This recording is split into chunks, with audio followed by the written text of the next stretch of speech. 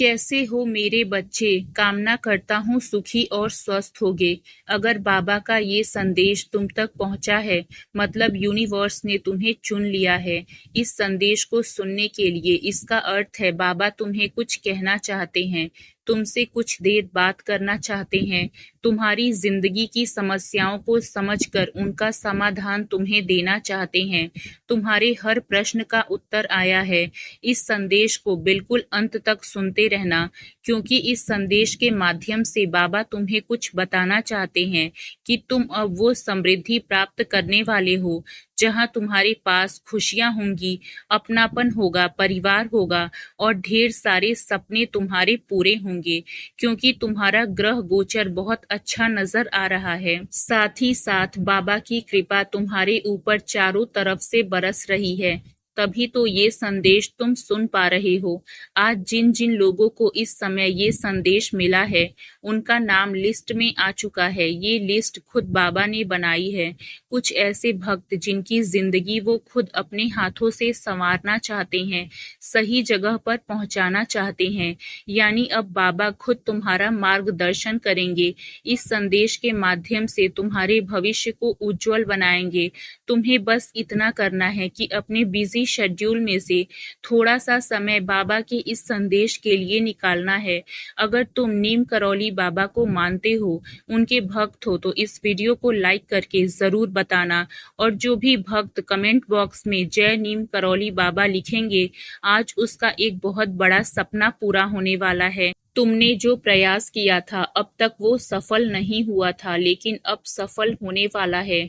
जो सपना तुमने देखा था, जिन सपने को सोच सोच कर तुम कहते थे क्या मुझे ये चीज मिल सकती है, तो चिंता मत करना, बाबा तुम्हारी हर एक खुशी को पूरा करेंगे। लेकिन बदले में तुमसे कुछ मांग करेंगे कि तुम अपने जीवन में ये नियम बना लो।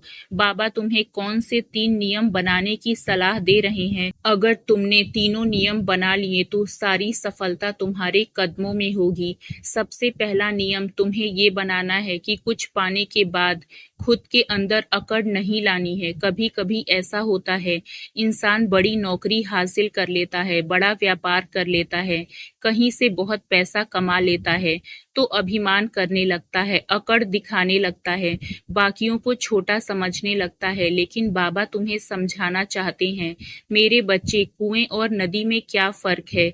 एक बार एक नदी ने कुएं से कहा, तुम मेरे सामने कितने छोटे हो, तुम्हारी क्या ही औकात है।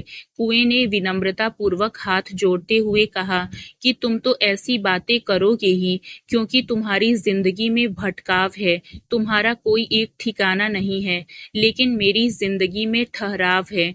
तुम ऊपर की ओर बढ़ती हो और खारी हो जाती हो, लेकिन मैं जैसे जैसे ऊपर आता हूँ मीठा होता चला जाता हूँ।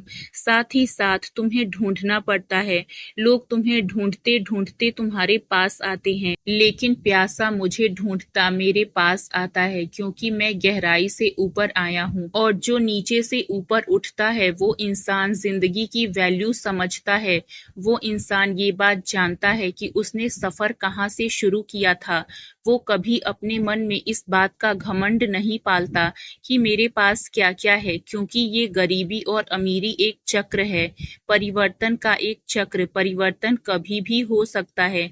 इसलिए बाबा तुम्हें कह रहे हैं, पहली बात, मेरे बच्चे, जिंदगी में हमेशा ध्यान रखना कि अगर तुम मुझे मानते हो तो मेरी ही तरह जिंदगी में विनम्र रहना। बहुत कुछ पाने के बाद भी अपने पैरों को जमीन पर रखना, कभी किसी को छोटा मत समझना, किसी गरीब का मजाक मत उड़ाना। दूसरी बात, तुम्हें क्या ध्यान रखनी है कि अपने माता पिता का कभी दिल मत दुखाना।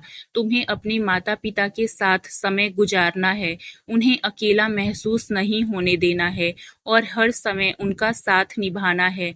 बहुत सारे लोग होते हैं जो मंदिर में पूजा करते हैं लेकिन घर पर माता पिता का अपमान करते हैं। ऐसे भक्तों को मैं बिल्कुल पसंद नहीं करता, ऐसे लोगों का साथ मैं कभी नहीं देता। बाबा तुमसे यही कह रहे हैं। तीसरी तीसरी और आखिरी बात जो तुम्हें बाबा की माननी है कि अपने ब्रह्मचर्य पर ध्यान देना है।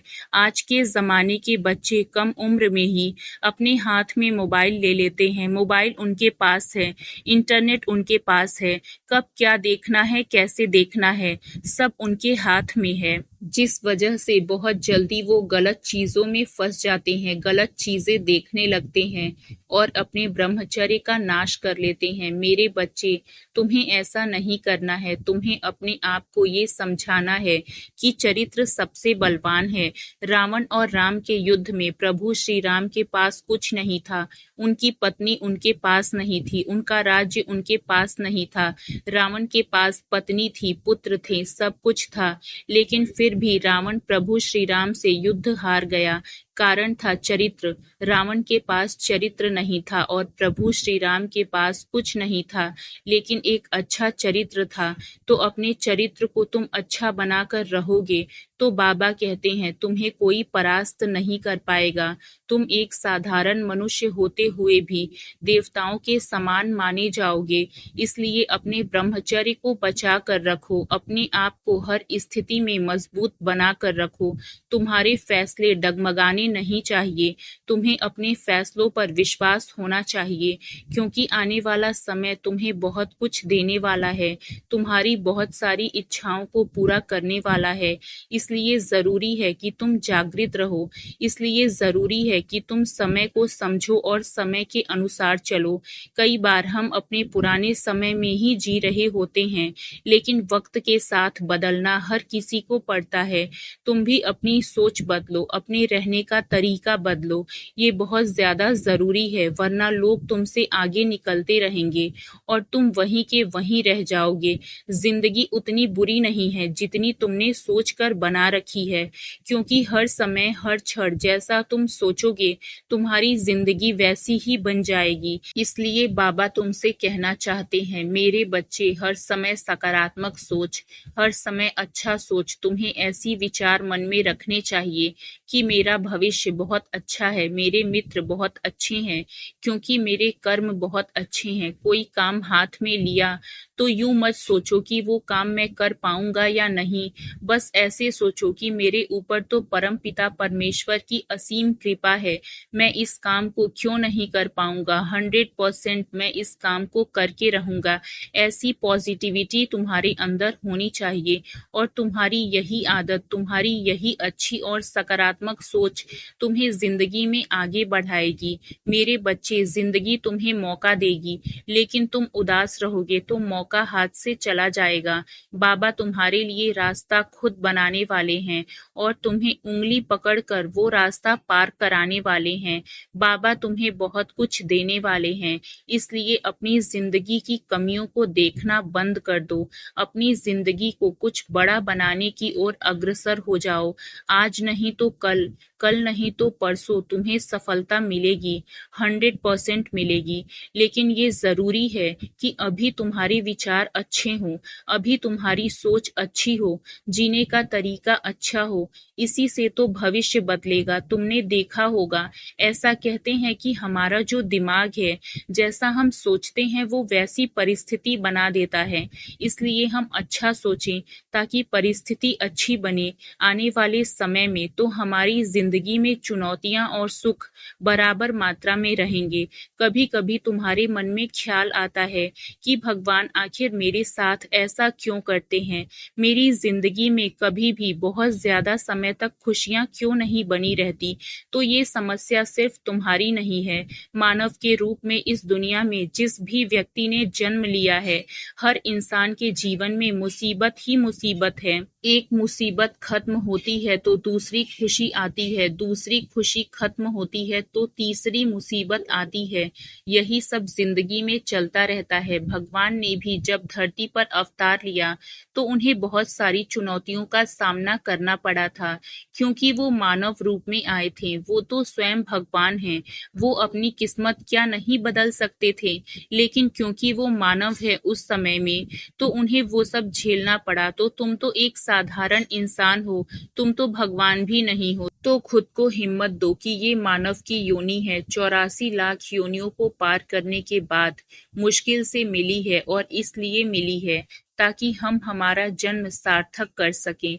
तो तुम्हें जितना ज्यादा हो सके खुश रहना है, भगवान का नाम जरूर लेना है। बहुत सारे लोग इस दुनिया में हमें मिल जाते हैं जो बस मरने का ही सोचते रहते हैं कि बस अब मैं इस दुनिया को छोड़कर जाऊंगा, मेरे साथ कुछ अच्छा नहीं होता। लेकिन कभी शांत दिमाग से एक कोने में बैठकर अपनी अंतरात्मा से बात करना, तुम्हें अपने अंदर बैठे हुए परमात्मा का एहसास होगा।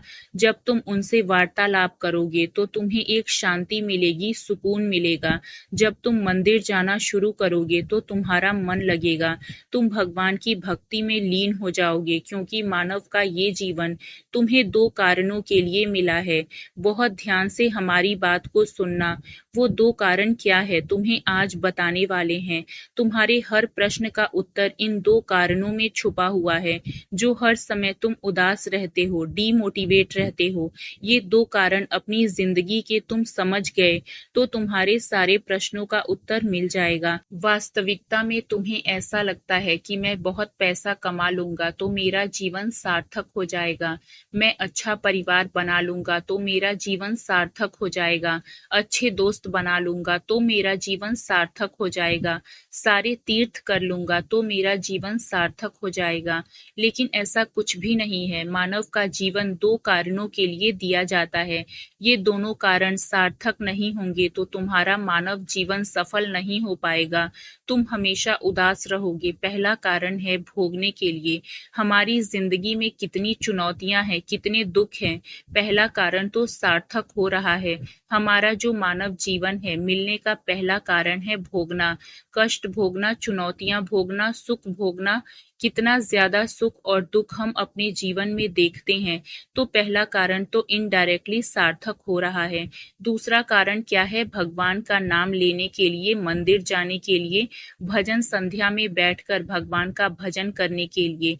तो पहला है भोगने के लिए और दूसरा कारण है भजने के लिए। पहला कारण तो सार्थक हो रहा है क्योंकि दुख तो जिंदगी में बहुत हैं।